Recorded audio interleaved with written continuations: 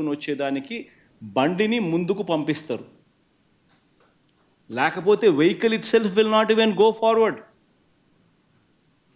లేకపోతే అసలు ముందుకు కూడా పోదు. రిజెక్ట్ ఆ 3 శాంపుల్స్లో ఏది పాస్ కాకపోయినా కూడా అసలు నీకు అసలు శాంప్లింగే అసలు నీకు అసలు ఆ బండి ముందుకే పోదు, ఆపేస్తారు, రిజెక్ట్ చేసేసి వెనక్కి పంపించేస్తారు. దట్ ఈస్ ప్రక్రియ. This is compulsory. మరి నేను అడుగుతా ఉన్నది ఒకటి చంద్రబాబు నాయుడు, మరి ఏదైనా కానీ రిజెక్ట్ అయిపోతే అసలు నువ్వు వాడే అవకాశమే లేదు, వాడే పరిస్థితి లేదు. మరి అలాంటప్పుడు అది వాడారని, అవి నాసిరకమని, యానిమల్ ఫ్యాట్ అని ఇలా రకరకాలుగా చెప్పడం అబద్ధాలు కాదా? వస్తారు ఎవరు సప్లై చేసినా కూడా వాళ్ళు ప్రతి ఒక్కరూ కూడా వారు సప్లై చేసిన ప్రతి ట్యాంకర్తో పాటు, వెరీ ఇంపార్టెంట్ ఈ పాయింట్, వాళ్ళు సప్లై చేసిన ప్రతి ట్యాంకర్ నెయ్యితో పాటు వాళ్ళు NABL సర్టిఫై చేసిన సంస్థ నుంచి, అంటే NABL అంటే national accreditation board for labs, certify చేసిన సంస్థ నుంచి ప్రోడక్ట్ క్వాలిటీ సర్టిఫికేట్ తీసుకొని రావాలి. రూల్ వచ్చిన తర్వాత ఇక్కడ TTDలో ఆ ట్యాంకర్లో నుంచి 3 శాంపుల్స్ తీసుకొని 3 రిపోర్ట్స్ పాస్ కావాలి. ఇది routine process, compulsory process.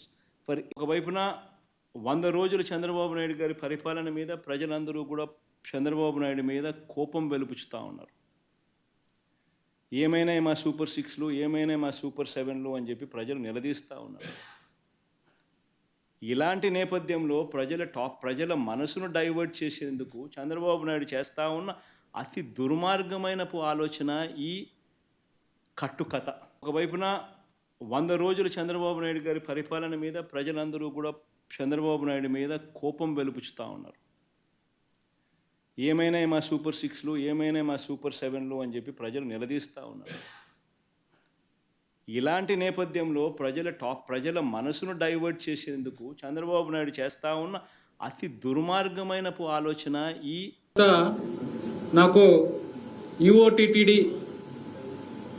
Posting వచ్చిన తర్వాత గౌరవ ముఖ్యమంత్రి వర్యుల్ని కాలాన్ చేసినప్పుడు ఆయన 2-3 విషయాల మీద ప్రత్యేకంగా శ్రద్ధ పెట్టాలని కోరారు.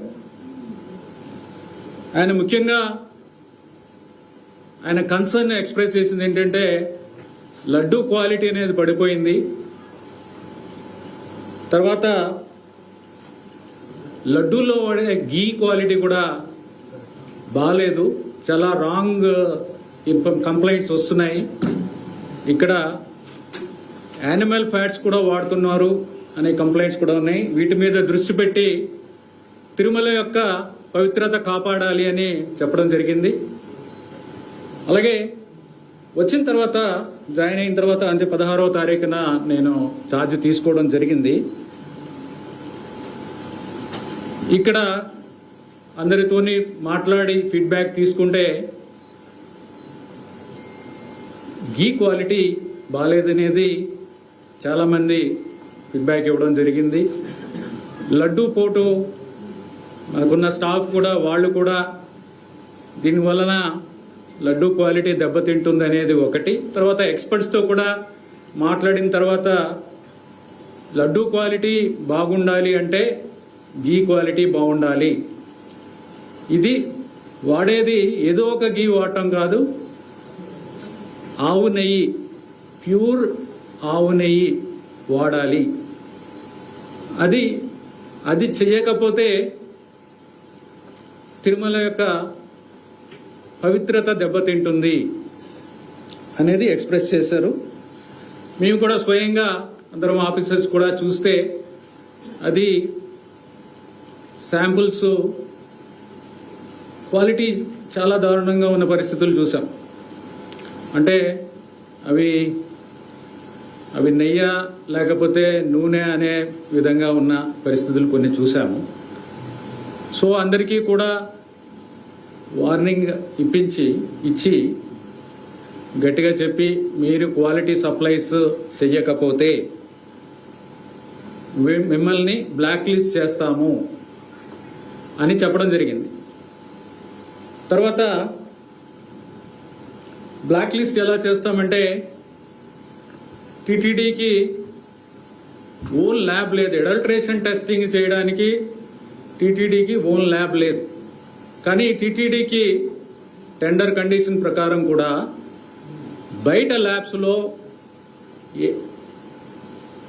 ఎన్ఏబిఎల్ అక్రిడిటెడ్ ల్యాబ్స్ ఉంటాయి.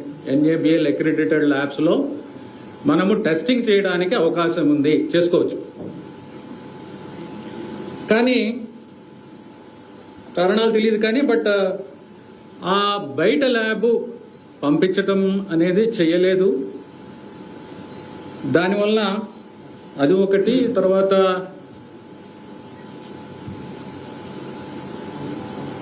ఒక lab setup adulteration lab setup చేసుకోవడానికి కూడా మరి అది కాలేదు. అడల్ట్రేషన్కి ల్యాబ్ ట్రేడర్స్ లేదే, అది మ్యానుఫ్యాక్చరర్స్ సప్లై చేస్తున్నారు. మ్యానుఫ్యాక్చరర్స్ లేట్ అంటే కాంపిటీషన్లో రివర్స్ టెండరింగ్లో రేట్లు ఒక 500 వచ్చింది, రివర్స్ టెండరింగ్లో 320కి వెళ్ళిపోయిన పరిస్థితులు చూసాం. అది కాంపిటీషన్ ఎక్కువ అవడంతో అది ఒక ఇబ్బంది వచ్చింది. గతంలోనే నాణ్యత లోపించిందని మీరు చెప్పారు, వెజిటబుల్ ఫ్యాట్ గుర్తించామని చెప్పారు. మరి ఆ రోజే మీరు ఎందుకు చెప్పారు?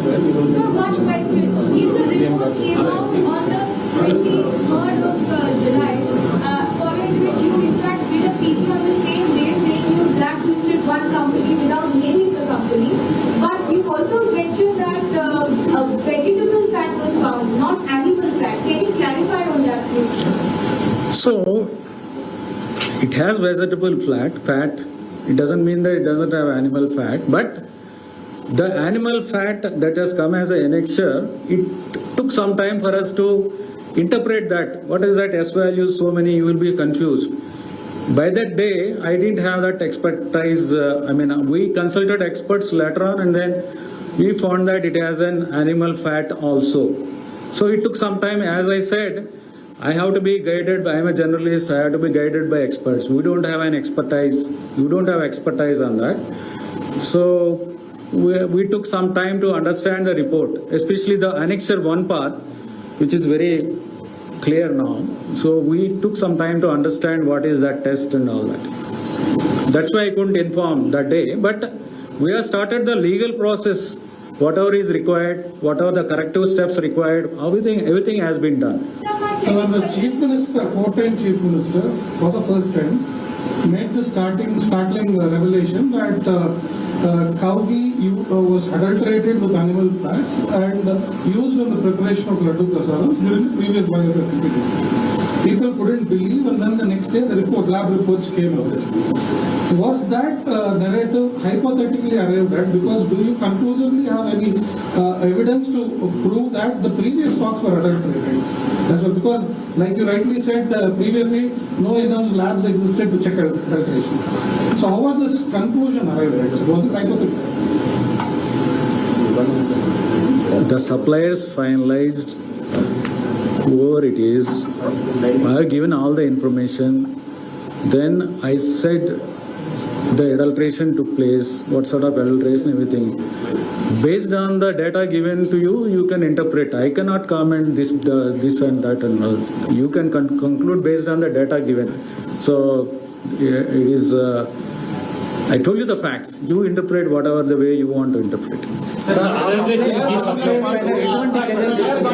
వాళ్ళు కూడా చాలా అదే క్వాలిటీ మీద చాలా వేరియేషన్ వస్తుంది, చాలా ఇబ్బందులు వస్తున్నాయి అనేది శాంపుల్స్ కూడా చూపించడం జరిగింది. వాళ్ళు కూడా వాళ్ళ ఫీడ్బ్యాక్ కూడా తీసుకుని వాళ్ళకున్న ఇబ్బందులు కూడా పరిగణలోకి తీసుకుని ఈ సప్లైస్ని సస్పెండ్ చేయడం జరిగింది.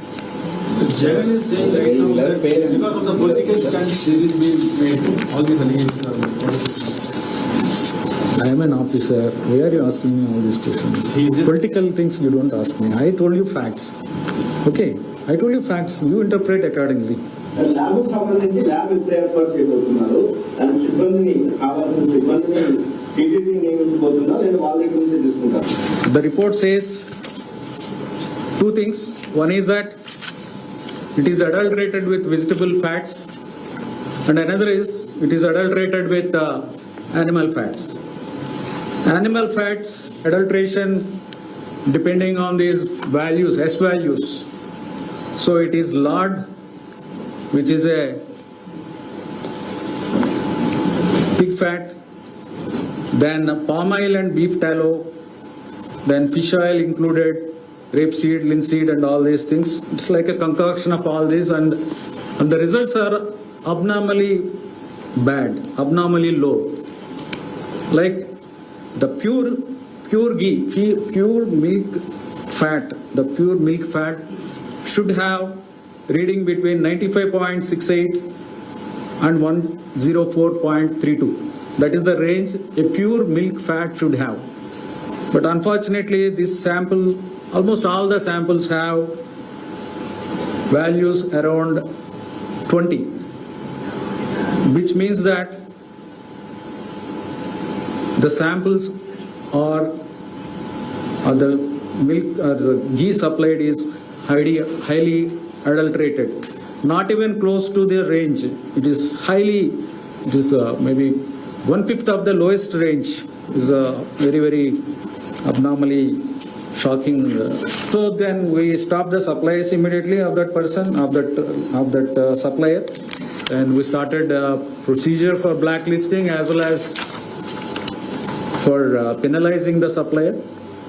Then we formed an expert committee on the ghee supplies, how to improve the supplies and how to improve the tender conditions so that we get good quality people, and also how to strengthen our internal systems so that we don't have this problem in future.